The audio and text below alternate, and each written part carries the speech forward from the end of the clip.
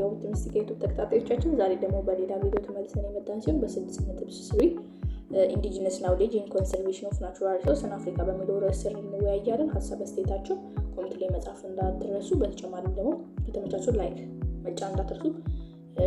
የተለያዩ አዳዲስ ቪዲዮ በሚለቀቅበት ጊዜ እንዲደርሳችሁ ሰብስክራይብ በማድረግ የደወል ምልክቱን መጫን እንዳይረሳ። አፍሪካ is endowed with rich and highly diverse biological natural resources. አፍሪካ በሪች በሆኑ ሃይሊ ዳይቨርስ በሆኑ በተለያዩ ባዮሎጂካል እና ናቹራል ሪሶርሶች የበለጸገች ነች። ኢንዶድ ማለት ነው ማለት ነው። ኢንዶድ ማለት ጊፍትድ እንደማለት ነው። In addition to the well-known use of biological resources for food, the building of houses, etc.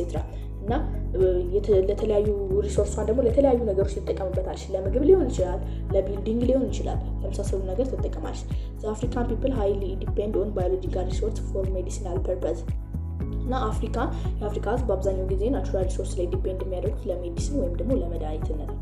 The heavy reliance on plant medicine in Africa is attributed to their local ability, low price acceptance by local community, and low number of healthcare centers and medicinal professionals, especially in rural areas.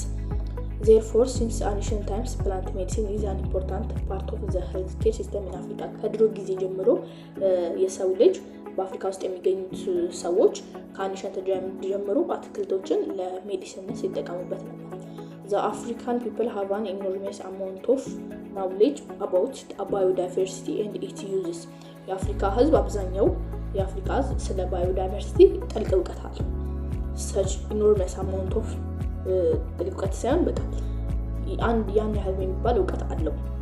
Such indigenous knowledge has been accumulated among indigenous people of the continent and has been orally transferred across many generations. እና ይህ የኢንዲጂነስ ናውሌጅ ከትውልድ ወደ ትውልድ ሲተላለፍ የነበረው ኦራሊ ወይም ደግሞ ሲተላለፍ የነበረው በአፍ ነበር ማለት ነው። ኢንዲጂነስ ናውሌጅ has been the basis for conservation of natural resources in Africa. እና ኢንዲጂነስ ናውሌጅ ለአፍሪካ ናቹራል ሪሶርስን ኮንሰርቭ እንድታደርግ ቤዛ ይሆንላታል።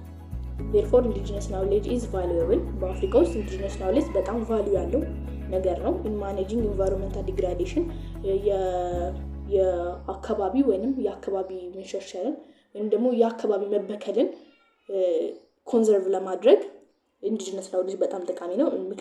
በተጨማሪ ደግሞ in the sustainable use of natural resources እና sustainable በቀጣይነት ባለው መልኩ natural resources እንድትጠቀም አድርጎናል ማለት ነው። የዩኒት 6 የትምህርታችን በዚህ ያቋርጣል። በዩኒት 7 ደግሞ በሌላ ቪዲዮ እስክንገናኝ ሰላም ቆዩልን። ሰብስክራይብ ማድረጋችሁ አይረሳ። አመሰግናለሁ።